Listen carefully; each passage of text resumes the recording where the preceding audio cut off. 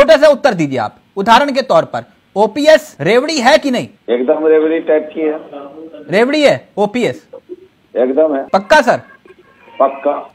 तो इसका मतलब आप रेवड़ी नहीं बांटेंगे, ओपीएस लागू नहीं करेंगे? देखिए, रेवड़ी बांटेंगे या नहीं बांटेंगे एक बात तो तय मान लीजिए। नहीं, आपके अकॉर्डिंग रेवड़ी है, तभी मैं रेवड़ी शब्द इस्तेमाल कर रहा हूं।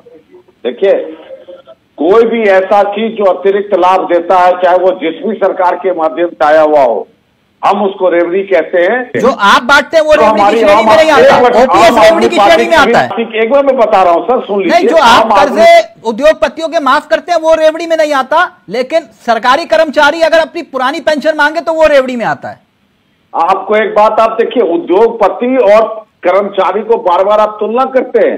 उद्योगपति के साथ एक मिनट सर, क्यों सरकारी कर्मचारी क्या देश की सेवा नहीं करते क्या? एक मिनट सुनिए, सेवा नहीं है, नौकरी की बात कीजिए आप। जो नौकरी करता है वो सिर्फ नौकरी कर रहा है। अच्छा, उसका सेवा मतलब होता है कि वहां पर कोई अर्थ लाभ ना हो रहा हो। जो नौकरी कर रहा है वो काम के बदले पैसा ले रहा है। राजनेता भी तो सेवा करते हैं ना, तो फिर उनको पेंशन क्यों मिलती है? राजनेता आप क्यों लेते हैं फिर पेंशन?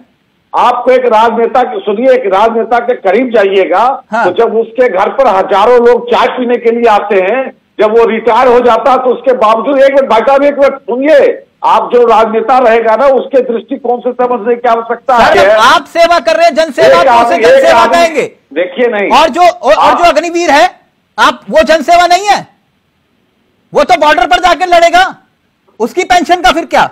अग्निवीर वो भत्ता है, आप समझिए, अग्निवीर वो भत्ता है जो अनुभव भी देती है, जो राष्ट्रवाद भी देती है। तो सर युवाओं को एक भत्ता जो ग्राम प्रधान 10-10 हाथ में अंगूठिया पहनते हैं, फिर वो भी तो जनसेवा ही है। अग्निवीर से बढ़िया तो कोई योजना हो ही नहीं सकता। जो नेताओं को पेंशन मिले वो रेवड़ी नहीं है।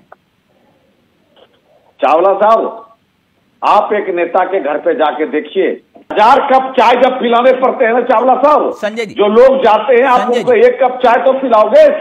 प्रजातंत्र के अपने शिष्टाचार भी होते हैं। अब आप कह रहे हैं कि ओपीएस रेवड़ी है, तो फिर देवेंद्र फडणवीस और दुष्यंत चौटाला रेवड़ी क्यों बांटना चाह रहे हैं? देवेंद्र फडणवीस या दुष्यंत चौटाला जी की अपनी राजनीतिक मजबूरी हो सकती है। अच्छा, हम इस बात के सख्त खिलाफी हैं, विरोध करते हैं ओपीएस का, कि हम किसी भी चीज को एक रेवड़ी के तरह दे, तो इसको हम एकदम नाजायज मानते हैं। भले हमारे उनका एक देवेंद्र फडणवीस जी का पर्सनल विचार हो सकता है। संजय जी, जीएसटी का कलेक्शन 1.5 लाख करोड़ है, मेरी बात को ध्यान से सुनिएगा और देश भी समझे।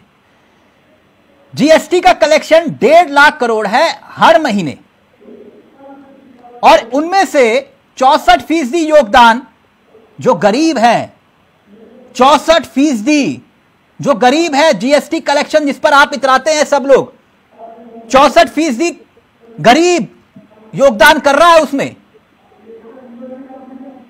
जो साधन संपन्न है वो सिर्फ 3 से 4% जीएसटी देता है। 1% लोगों के पास देश की कुल धन संपत्ति 40% है। 10% लोगों के पास कुल कमाई का 57% है। महज 13% 50% लोगों के पास है। यह मेरा आंकड़ा भी नहीं है, गायत्री होश बोलेगा, आप काट भी नहीं पाएंगे, है ना? तो ये एक समानता की बात नहीं आ रही ना फिर संजय जी। जो अमीर है फिर वो तो अमीर होता जा रहा है, फिर कह रहे कि आपकी पुरानी पेंशन योजना जो है वो रेवड़ी है। मेरी बात समझिएगा, तो एक तरफ तो पैसे मिल नहीं रहे हैं और एक तरफ जो जिंदगी भर काम किया है उसको हम 2 लाख, 3 लाख, 2.5 लाख, 4 लाख हम पेंशन के रूप में दे रहे हैं। संजय जी, कुल मिलाकर आप ये कह रहे हैं कि ओपीएस बीजेपी लागू नहीं करेगी, चाहे कुछ भी हो जाए? नहीं करनी चाहिए, नहीं करनी चाहिए, एकदम।